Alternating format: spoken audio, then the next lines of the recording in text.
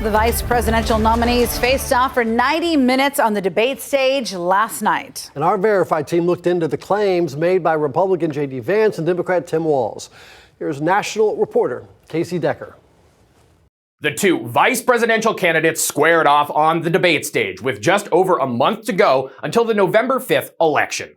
We here at Verify, we're tracking the claims made by Republican J.D. Vance and Democrat Tim Walz to fact check which claims were true and which were false. Here are our sources. Early on, the moderators asked about climate change, pointing to the devastating hurricane that just hit the southeast.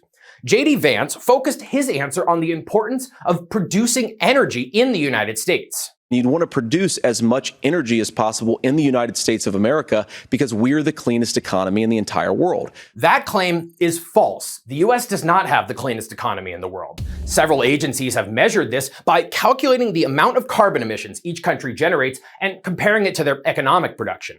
By those metrics, the U.S. is cleaner than some other large economies, such as China and Canada, but dirtier than some others, like much of Western Europe. Tim Walz responded by saying Democrats have managed to pass policies addressing climate change, while also overseeing an increase in energy supply. We are producing more natural gas and more oil at any time than we ever have. That is true. Data from the U.S. Energy Information Administration shows crude oil production is at an all-time high, increasing every year since 2021 after a brief drop-off due to the pandemic.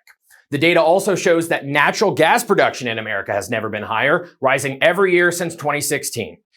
Turning to the economy, Vance made this claim about rising prices during the time Kamala Harris has been vice president. She had the opportunity to enact all of these great policies, and what she's actually done instead is drive the cost of food higher by 25%, drive the cost of housing higher by about 60%. These claims need context. From January 2021, when Biden and Harris took office, to August 2024, food prices rose roughly 22%, according to the government's Consumer Price Index. It's pretty close to what Vance claimed.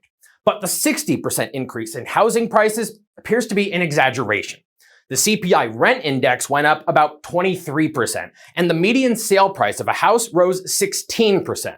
Mortgage rates are 119% higher than when Biden took office, and a federal housing price index shows a 41% increase. Finally, Tim Walz made this claim when discussing the subject of abortion. Their Project 2025 is going to have a registry of pregnancies. This claim is false. Project 2025 wouldn't require parents to actively register pregnancies. Instead, it would require states to submit data about abortions, miscarriages, and stillbirths after they happen. Currently, some states voluntarily report some of this data to the CDC. And while Vance has connections to the authors of Project 2025, the campaign has repeatedly distanced itself from it.